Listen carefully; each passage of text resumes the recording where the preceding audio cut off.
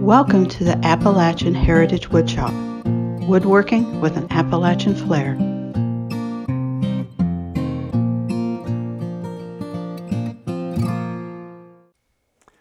This is Jerill with the Appalachian Heritage Woodshop. I'm going to apply a finish to a Moxon Vise that I built for a woodworking friend of mine. Now the finish that I'll be using is Waterlox. I'm going to use 2 coats of Waterlox original sealer and then 2 coats of the top coat. The Waterlox is a tung oil with modified resins added to it. So the tung oil soaks into the wood, it enhances the grain, brings out the beauty of the wood, and the top coat will actually go on top of the surface and create a protective finish. So it is a durable, protective finish that enhances the grain of the wood. Now, normally I would be doing this in my spray booth where I have an explosion-proof exhaust fan, but for video purposes, I'm going to do this here on my workbench. I do have the back garage door open, the front door open, and a small exhaust fan moving the air through here. So I've got good enough ventilation for this demonstration. I'll also have on safety glasses, and I'll be using some protective gloves here when I get ready to apply it. So I'm going to be using a brush to apply the Waterlox. Now some people will use a disposable brush to apply it.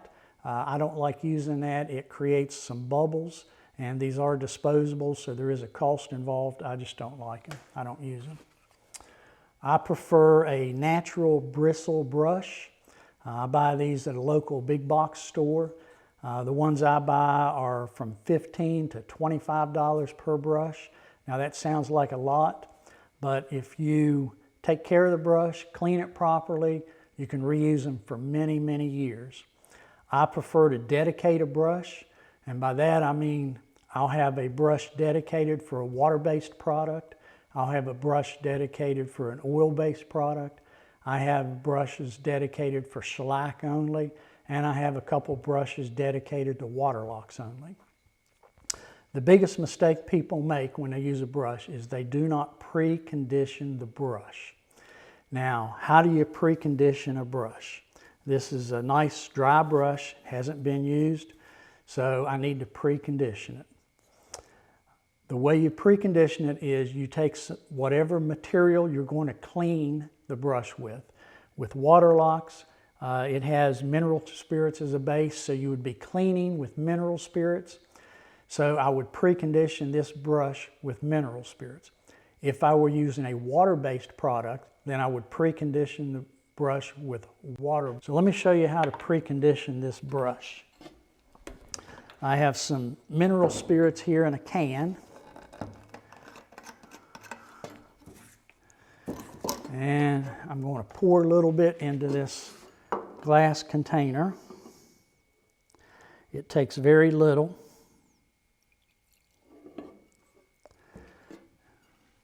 You see, that's not very much, but that is plenty to condition the brush. Set this out of the way. Now, to condition the brush, the way I do it is I take the brush, put it in there, and just bend it over both sides. Now you can see the material has wicked up the brush into the well or the reservoir of the brush.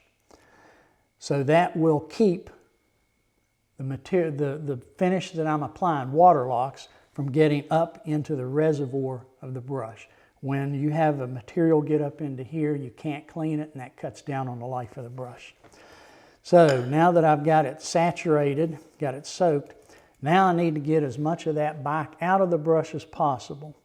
You can use centrifugal force, just rotate it back and forth real fast down in a can, or you can sling it. You can use a rag, or you can use a board and just get as much of it off as you can on the board.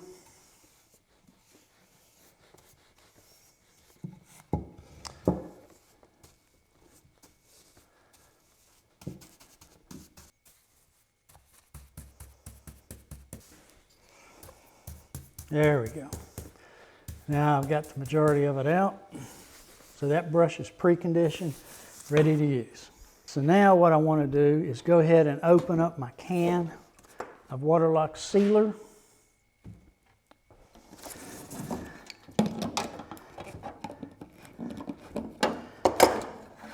Now this has a tamper-proof lid on it. Years ago when my boys were real young, that was a concern. I made sure everything had a tamper-proof lid. Now that's not a concern. I keep all of my material in a flammables metal cabinet, and I can lock it up so I don't worry about anybody getting into it. So what I do is I'll take my pocket knife and just put it between the plastic and the metal cap, slice it down and rotate it about 180 degrees, and do the same thing again.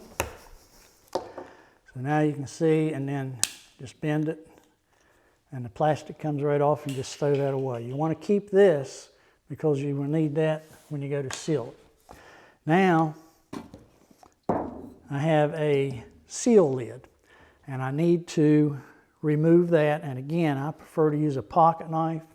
You can use a can opener or a screwdriver or whatever you want.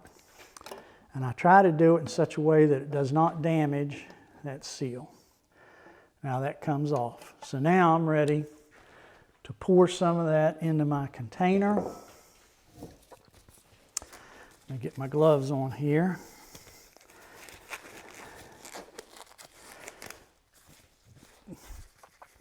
Now any of the products that Waterlox sells that comes in a rectangular can, they're in solution, they stay in solution. It does not need stirred or shaken. So it's ready to use straight out of the can. Pour the seal off. Now I like to pour this by leaving the can on a surface and just tilting it over and bringing the container up to it. Makes it easier to pour and easy to control. And you don't spill any. It really doesn't take very much of this material to finish what I've got to finish. Try not to get any more out than what you need. Now I'm ready to seal that back up. Before I seal that up, I'm going to use a little bit of this Bloxygen, which is an argon gas. Put it down in there, not directly onto the surface of the material left into the can, but onto the wall of the can, and spray it for about 2 seconds.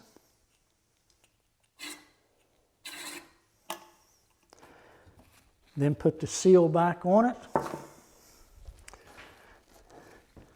and the lid back on it, and that will extend the life of the material. Let me get that out of the way. So now I'm ready to apply my finish. Now with this Moxon Vise, I have taped off the area where the leather will go on the jaws of the vise. I don't want any finish on that, so I'm going to put that down. And I'm going to go ahead and show you how good this stuff looks when it goes on. It really enhances the grain. It goes on super easy. It's very thin, about like water. Now you need to let this soak in, and because the grain is different on the wood, it will soak in at different rates. In some places it will soak in completely, and if that's the case, you need to give it another little bit right over where it soaks in. I like to keep it wet for a few minutes. Now I'm going to set that up, and I'm going to use what's called painter's points. These things are really handy.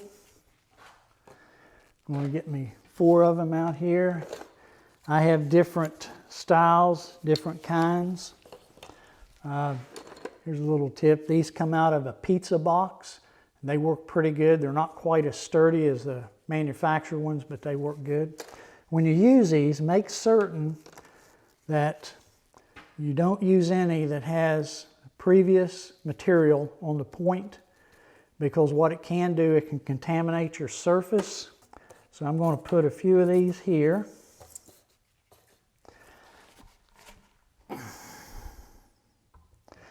Now once you set it on a painter's points, you do not want to be moving it around, because the points can scratch the surface. So as long as you don't move it around, you're all right.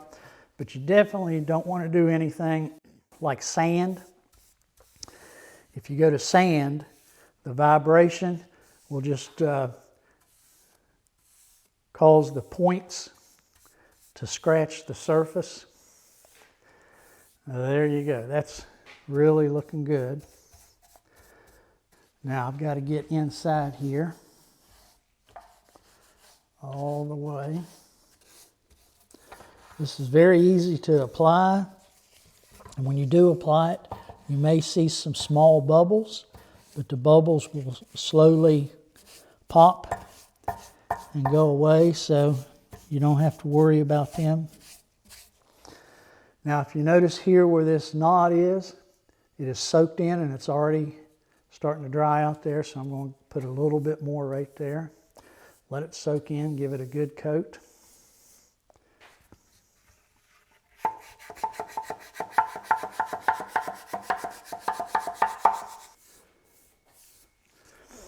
Okay, now that I've given all of it a coat, one of the things I like to do is go around all the edges and make sure I don't have any runs. Now you can use a brush to go right along the edge like that. Make sure you don't have any runs. Or you can use a rag.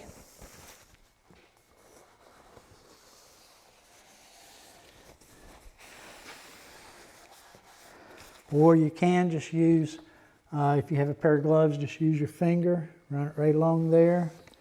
And if you have a glob there, you'll know it, you'll feel it and see it. Okay, there's that one. Now let me move that over. Get this other one here. Okay. Here's the other jaw to the vise. If you notice, one side is taped off. So that means I only have one side to finish.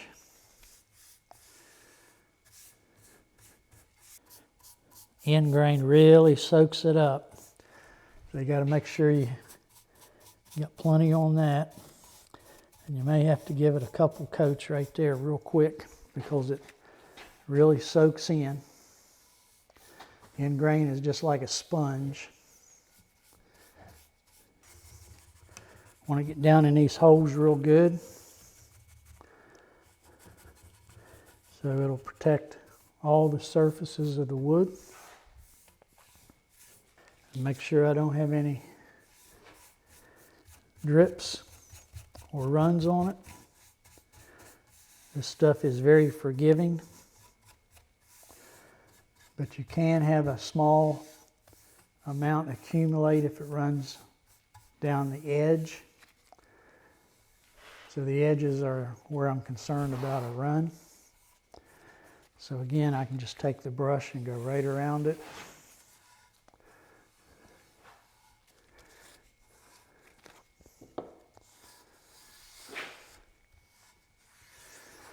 There you go.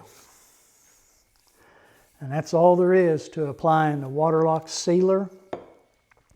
Now I need to let this dry for 24 hours. Then I'll give it another coat of sealer, let that dry for 24 hours. I will give it 2 coats of the original finish, and that will protect the surface quite a bit. You do not need to sand between the coats for adhesive purpose. You may want to sand to give the surface a good smooth finish. So I'm going to let this dry. You can come back and give it another coat of the sealer, let that dry, and then I'll video giving it the final top coat. Okay, you can see I have completed applying the Waterlox sealer, I've given it 2 coats. And on the last coat, I scuff sanded lightly with the synthetic pad. So now it's ready to apply the finish. And I have already preconditioned my brush. So I'm ready to apply the finish. So let me put my gloves on. And I'm going to open the can. I need to stir this to make sure it's in solution. And I use a scrap piece of wood, just make sure there's no sawdust or any splinters on it. I always open it with a can opener. You get these free. I don't know why people continue to use a chisel or a screwdriver when these are available free.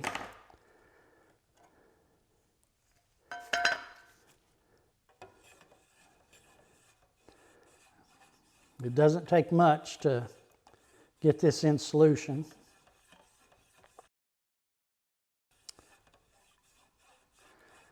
Okay. Now, I always pour into another container instead of use right out of the can. Never put the brush into the can. There's a chance that you'll contaminate it. When I have a full can and I go to pour out, it's very difficult to pour and not have some run down the can. And when you do, then everywhere you set it, you're going to have a little ring. And that kind of leaves a big mess. So what I like to do is take some painter's tape. I like the wide painter's tape. And I put some right on the edge of the can and fold it down onto the outside of the can. And I make a little V on one edge of the can. And I'll take that and just fold that together, fold the sticky stuff under. And that makes it a little bit stiffer right here. And that's where I'll be pouring from. Now I'm going to give it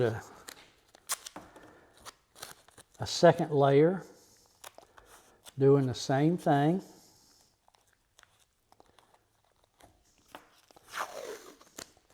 Now this works good whether you're pouring from a pint can, a quart can, a gallon can, any of these paint cans.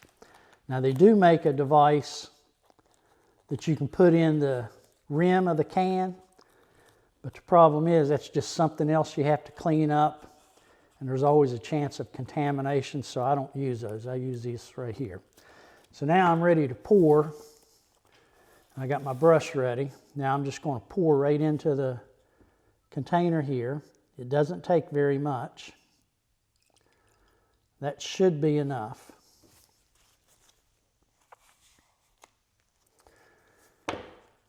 Now I can just peel this off.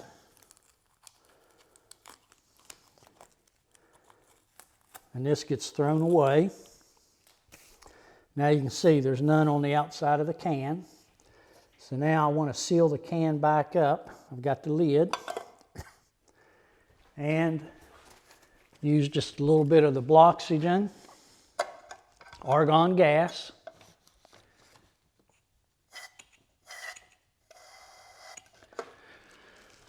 Now the correct way to seal up a can, you never take a metal hammer and hammer right around the rim because you'll distort the lid and then it won't seal. So I always take a block of wood that is wider than the width of the can.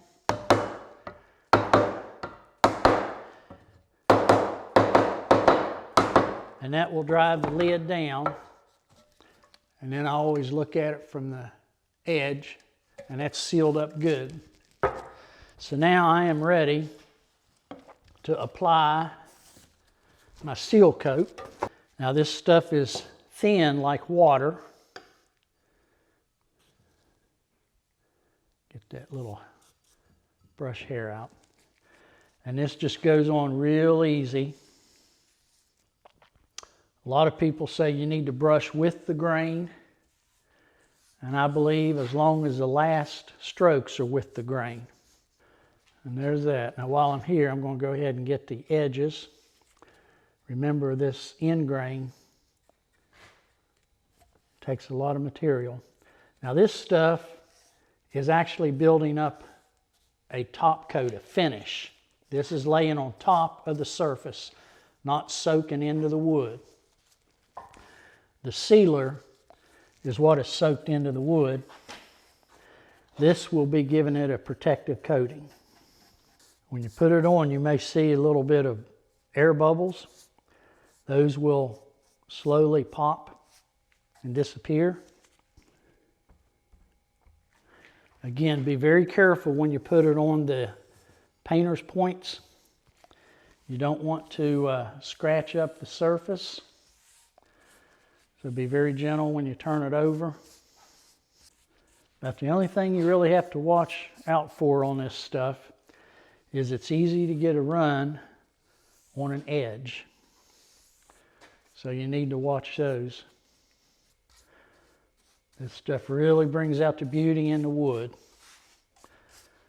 which as a woodworker is what I like to see. Now I'm going to move things around and get the front jaw. You can see how easy this goes on. And there you have it. You can see it takes very, very little of this. It does build up a layer. That's the first coat. I'm going to let that dry for 24 hours and then give it another coat. If you see a spot you missed, you can always just go back and put some in there and then just blend it in. You don't have to sand between the coats. The material will stick to the previous coat, but I like to sand to give it a little bit smoother. If I got any nibs or anything, it gets rid of those.